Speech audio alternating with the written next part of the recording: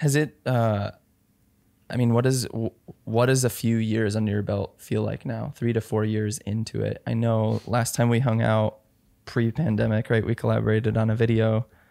It felt like you guys felt kind of feeling like you were burned out a little bit. And really kind of, I'm sure is what led to this year was starting your own personal channels. How did that feel in that process? Where are you at now in feeling those feelings? Well, yeah, I mean, I would say like currently I'm still like feeling burnout. I felt burnout for years. I feel like there are certain things that get you excited and like energized. And at the end of the day, you're like, very fortunate and grateful to have the job that you have, because it really is a good job. I mean, it's not the perfect job. I don't think any job is, but it's like, it is a solid job. But it also is a job. So when you do feel like, you kind of are on a hamster wheel sometimes when you can't get ahead. Weekends. Yeah. Yet like every Monday we post videos. It's like, I can breathe a sigh of relief. I'm like, oh, I did it. I got videos out. But then by the afternoon, we're like, wait, what are we doing next week? Like, we only have a week to get these 3 videos out. Yeah, it starts back over again. And you're like, oh, I don't know. Like we very rarely have like videos in the bank scheduled way ahead of time. That just doesn't happen for us. Like every once in a while, we'll get ahead and maybe get 3 videos up.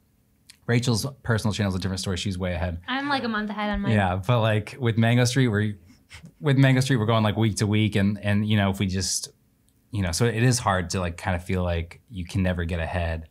And it's also at this point, I feel like we've covered so many topics. Like, I don't know what else to tell people about photography.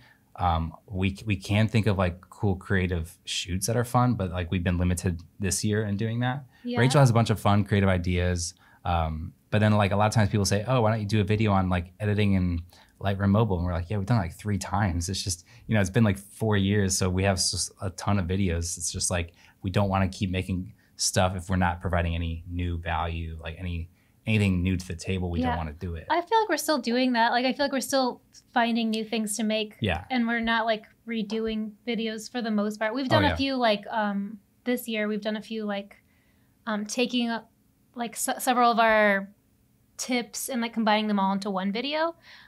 Like a bottle episode kind of. But yeah, for the most part, we've been trying to like keep it fresh. And I think we've still been doing that, but that is like contributing to the burnout of like having to like constantly be creative, like in a way where like most people in the past, like before the internet, didn't have to be creative this much, this fast, this often. Yeah. Yeah. That's a good point. And it feels like you always have to continually one up yourself. Yeah. Like you have to, because everyone else in your niche, they're trying to do the same. And so you're competing with yourself, but there's also like, if you're not keeping up, there's just constant pressure to feel like you have to like do something mind-blowingly creative. And sometimes me personally, I'll speak for myself, sometimes I just don't have that in my tank where I'm like, I can't be creative right now. And I just feel like I cannot put out a video. And I will say, like, sort of on that note, like the reason why Mango Street is a harder channel, like we feel more burnt out on that channel, I think for me at least, is that it comes from a creative place. And so when people aren't responding to our videos, or if they're being like negative about them or mean about them, it feels personal. And it's like kind of hard to like get, I don't want to say like attacked, but like people sort of beat up on you a lot. And it like on our other channels that don't come from art places, if people have negative things to say, it's different. Yeah. Because when you're being creative, you're like putting yourself out there, you're being vulnerable in a way. Yeah, it's easy to get back up again and like make another video. But when people do that on Mango Street, it's just like, I put like so much into this and they're being so mean. Like, why do I keep doing this to myself? So yeah, that's kind of part of the burnout for me, I think. Yeah, that's a huge role. The other aspect to it is you're relying on a third-party platform to deliver your videos to people. We got like 2 or 3 comments on our last video that's like, missed you guys, like where have you been or whatever. Yeah. And we're like, literally every Monday, like we're still putting stuff out.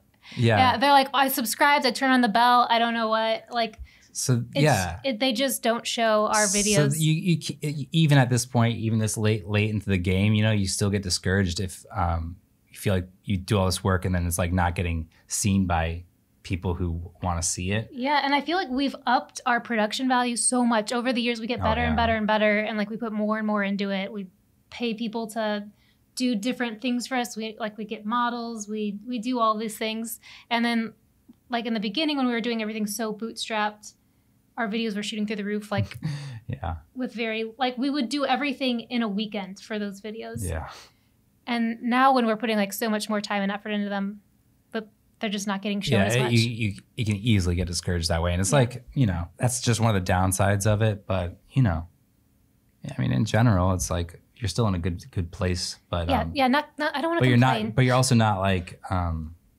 immune to burnout or anything like that you might face at another job. Yeah.